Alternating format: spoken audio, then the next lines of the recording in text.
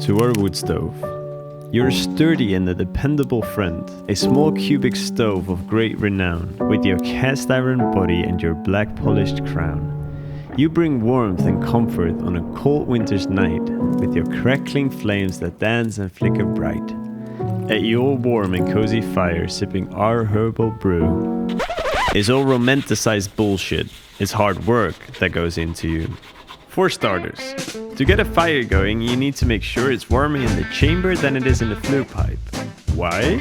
Well, we found out the hard way that when there's not enough difference, there's not enough draft for the smoke to go up. Instead, the smoke will go completely haywire and goes in whatever way it fancies.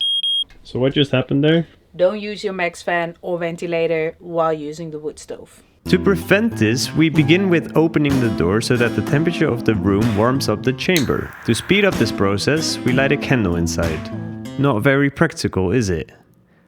But it's so nice. Next drawer. A clean stove is a happy stove, so the ashes, they have to go. Next drawer.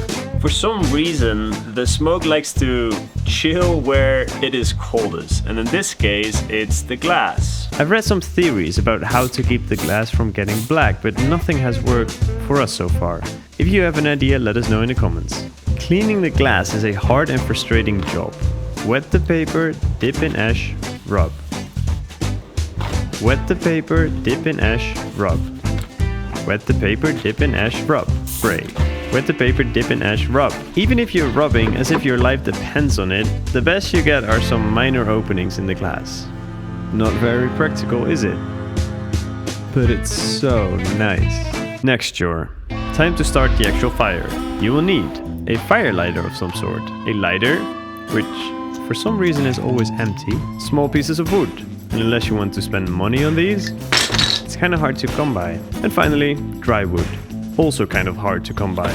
We buy these dense compressed wood thingies, which they sell everywhere here. This is nice for two reasons. One, it fixes our getting small wood pieces.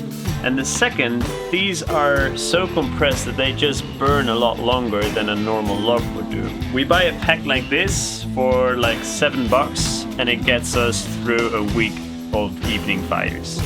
So yeah, all in all, it's so unpractical. But it's so nice.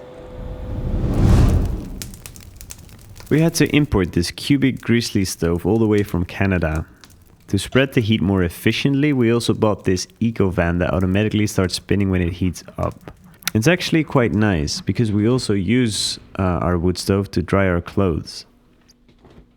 So, the wood stove is a labor of constant toil and sweat, a never-ending endeavor to keep the fires set. The chopping and the hauling, the stacking and the splitting, each log a heavy calling to keep the flames alit. The ash and the embers, the cleaning and the scraping, a never-ending member of a wood stove shaping.